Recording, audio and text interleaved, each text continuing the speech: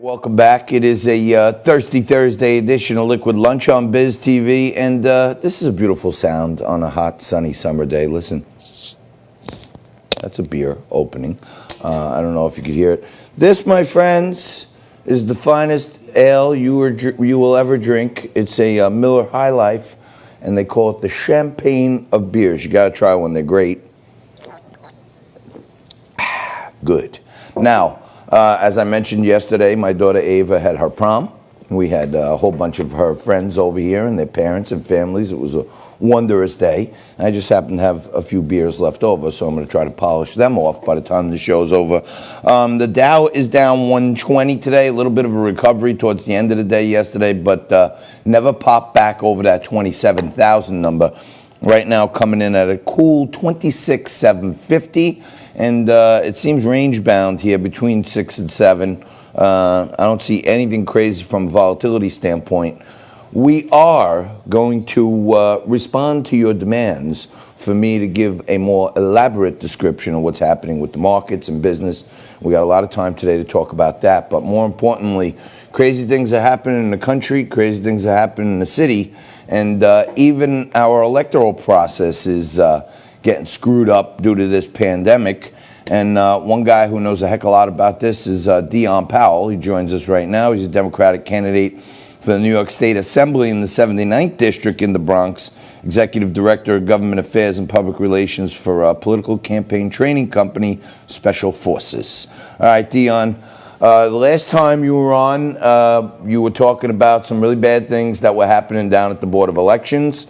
I myself have had a lot of run-ins with the Board of Elections, and that tends to be the proving ground where they decide how elections go down.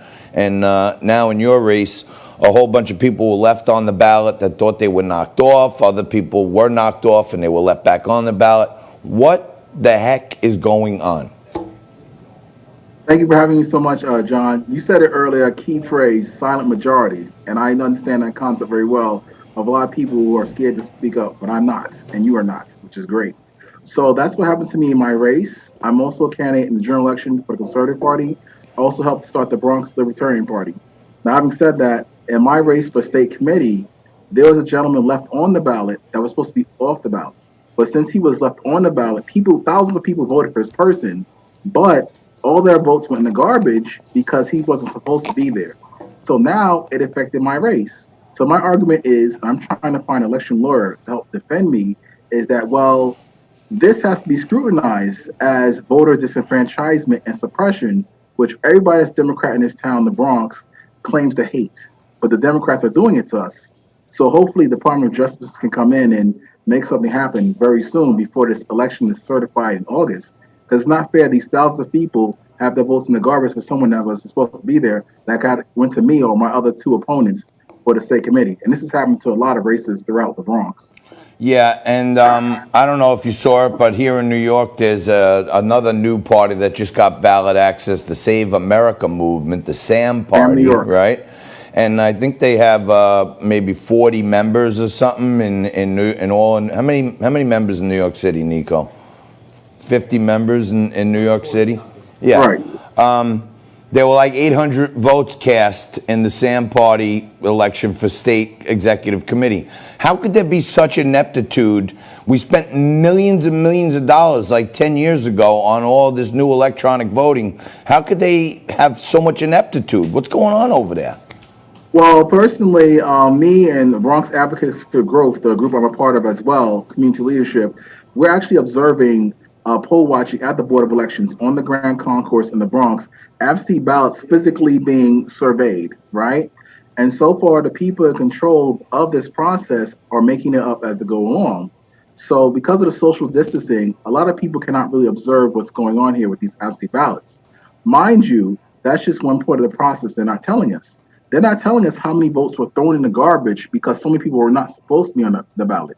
They're not telling us also the amount of affidavits that had to be filled out at polling sites and many Bronx polling places that people couldn't vote for whatever reason. These numbers need to be made public on the website. So now you have poll workers who are getting instructions same day for observers like myself who are candidates or poll watching for other candidates that are insurgents like me to help protect each other's from all these votes magically disappearing in the back, and then new bags of absentee ballots being added that we didn't know existed that are not listed in numbers on the Vote NYC website. So that's a huge problem here in the Bronx. So let me ask you this, Dion, because I know you know a lot about the Board of Elections here in New York City. One thing that's supposed to be sacred in our elections is that we get to vote anonymously, right? Like no one's supposed to, people can know if you showed up to vote, but they're not supposed to know who voted, who you voted for. It seems to me with this changeover to technology that the Board of Election can tell precisely who you voted for. That is correct. And sadly, it's true.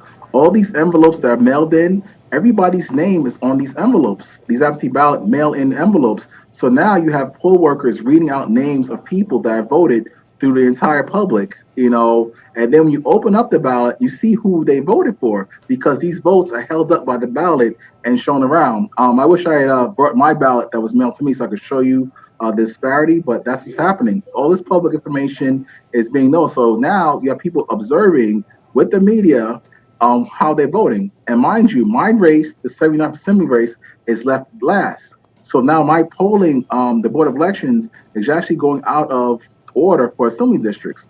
My race is left last because it has the most lawsuits. So now we have to check periodically the Board of Elections website to see when these ADs, as it were, are coming up to be observed by the public.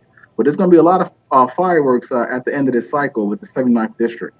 Do you think there is corruption in the New York City Board of Elections? Oh, absolutely. Absolutely the case. John, don't get me started. I could be here forever going back with you. Well, we got a little time, so let me hear let me hear what you're thinking.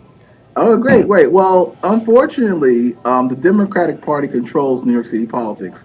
Donald Trump and Republicans have nothing to do with what goes on our Board of Elections, especially in the Bronx, the bluest county in America, yet always the poorest county. So hopefully people put two and two together. So the corruption comes into play and where the Democratic county can appoint the commissioners. The district leaders who are Democrats control the polling sites and the poll workers. So of course they can find absentee ballots. Of course they can lose affidavits. Of course they are trained in controlling the polling machines that you put your voting envelope ballots in. Now, mind you, these people can give misinformation and disinformation. Take me, for example. I'm in the know. So last year when I voted, I went around 8:50 at night. So the poll worker said, listen, sir, you can either vote straight down Democrat or you can vote straight down Republican. If you crisscross, you will lose your vote. Wow. What you and I don't know is wrong, correct?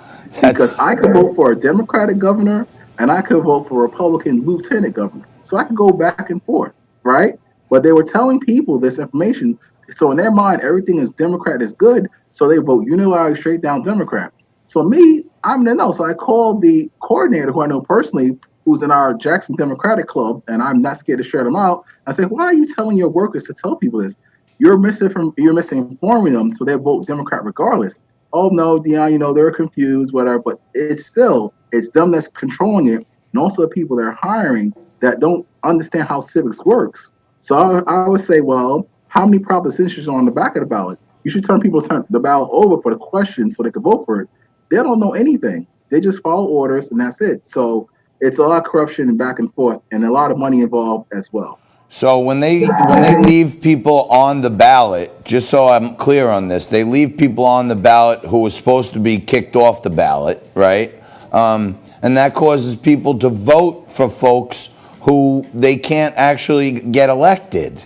So those votes are wasted. And one of the big things they're always screaming about, the Al Sharptons of the world, are the word disenfranchisement, but the lack of instruction, or maybe worse, and leaving people on the ballot just by, I'd like to think it's not corruption, but it probably is.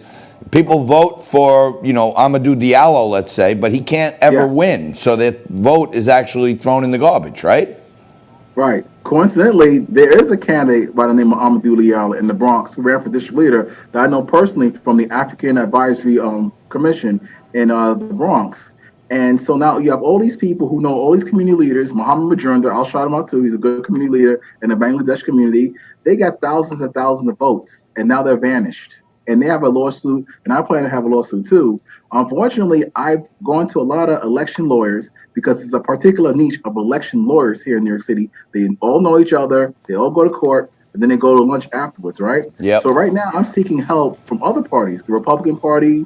I can say I went to the Donald Trump campaign. I've gone to a lot of conservative news, Fox News, because the Democrats in this county will not help me expose this. Right. Department of Justice, especially, we need to overturn this election here in the Bronx and beyond, especially with the Sam New York Party, who I know as well as you have people that Hey Dion, we got to take a quick break here. Hang out with us. I got an open segment after this. Hang out with us. Let's spend a few more minutes on this. We're going to take a quick break. We're going to come back more with Dion Powell right after this.